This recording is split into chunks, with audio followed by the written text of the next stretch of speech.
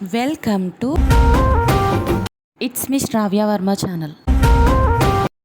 Hi అందరికీ. బోనాల రోజు మేమైతే నాటుకోడి కట్ చేసాం కదా, అదైతే మాకు 1000 రూపీస్కి వచ్చింది. ఇంకా 2.5 kgs అనమాట. నాటుకోడి కూర పాత పద్ధతిలో చేసుకొని తిందామా, ఎలా వస్తుందో కూడా మొత్తం వీడియో చూసేయండి. వీడియో అయితే ఎండ్ వరకు చూడండి. Let's go. ఫస్ట్ అయితే స్టవ్ ఆన్ చేసేసుకొని ఒక గిన్నె పెట్టేసుకోవాలి. మనం నాటుకోడిని అయితే చాలా మంచిగా క్లీన్ చేసేసుకొని పక్కకైతే పెట్టేసుకున్నాము. ఇప్పుడైతే గిన్నెలో ఆయిల్ అయితే పోసుకోవాలి. ఆయిల్ అనేది ఎవరిష్టం వాళ్ళదండి. మేమైతే 3 to 4 cups ఆయిల్ అయితే యూజ్ చేసాము ఈ కూర కోసం.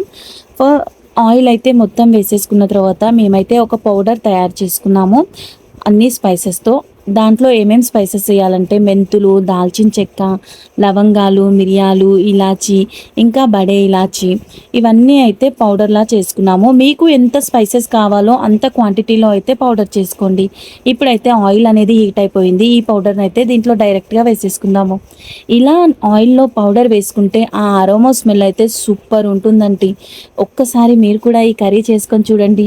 మనం ఈ పౌడర్ ఆయిల్లో బాగా ఫ్రై చేసుకున్న తర్వాత 1 స్పూన్ వరకు పసుపు అయితే యాడ్ చేసుకోవాలి.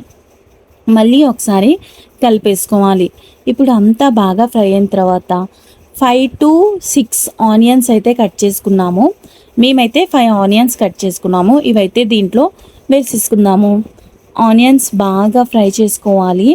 అంటే లైట్ పింక్ కలర్ వచ్చేంత వరకు ఆనియన్స్ని అయితే ఫ్రై చేసేసుకోవాలి.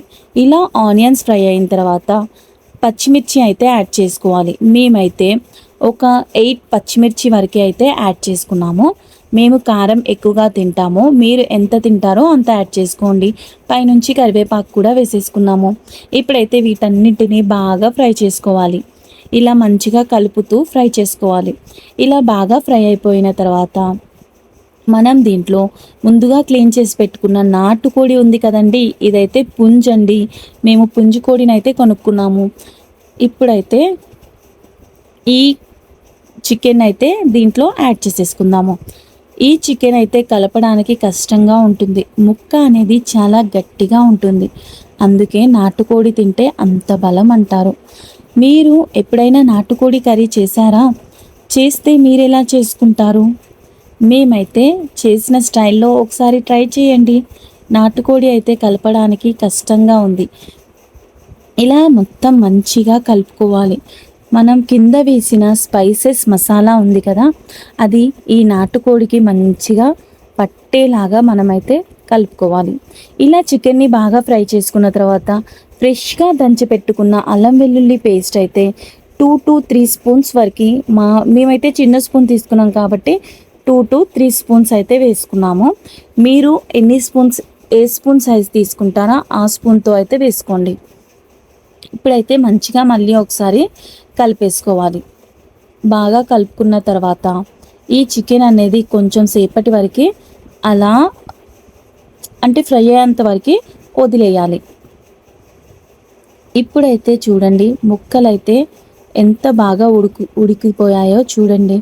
నేను పైనుంచి ముందు చేసి పెట్టుకున్న స్పైసెస్ మసాలా ఉంది కదా, అది కొంచెం మిగిలిందండి. అది కూడా వేసేసాము. టేస్ట్ బాగుంటుంది కదా.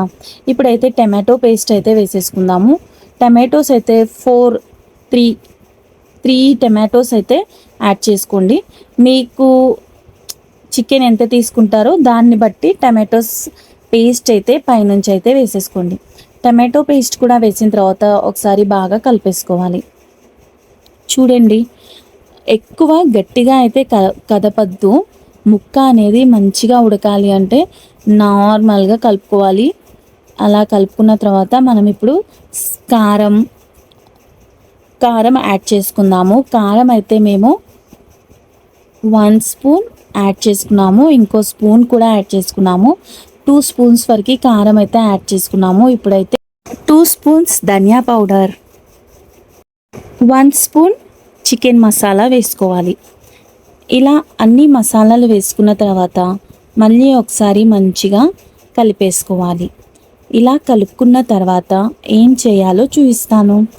మీరు ఎప్పుడైనా నాటుకోడి కర్రీ తిన్నారా? తింటే కామెంట్ చేయండి. నాకైతే నాటుకోడి కర్రీ అంటే ఇష్టం ఉండదు. ఎప్పుడూ తినలేదు కూడా. అలా కట్ చేయడం చూస్తే నాకు అస్సలు తినాలనిపించదు. మా ఇంట్లో వాళ్ళు తింటారనమాట. అందుకోసమని ఈ కర్రీ రెసిపీ అయితే మేము వీడియో తీసాము. ఇలా మొత్తం మంచిగా కలిపేసుకున్న తర్వాత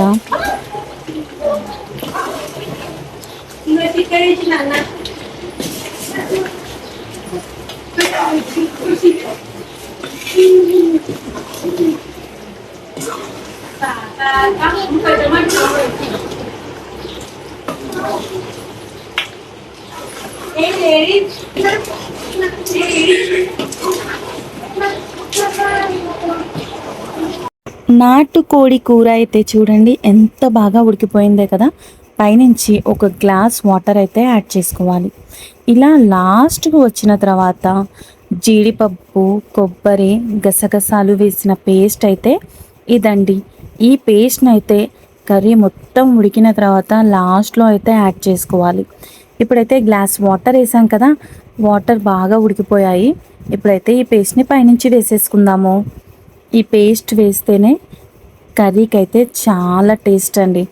ఒక్కసారి నేను చెప్పినట్టుగా మీరు ఒక్కసారి తయారు చేసుకోండి నాటుకోడి కర్రీ. ఎలా వచ్చిందో నాకు కామెంట్ కూడా చేయండి. ఇప్పుడు పేస్ట్ వేసేసాం కదా, ఒక్కసారి మంచిగా కలిపేసుకుందాం. నాటుకోడి కర్రీ టేస్ట్ అసలు సూపర్ ఉంటుందంట మా ఫ్యామిలీ వాళ్ళైతే చెప్పారు.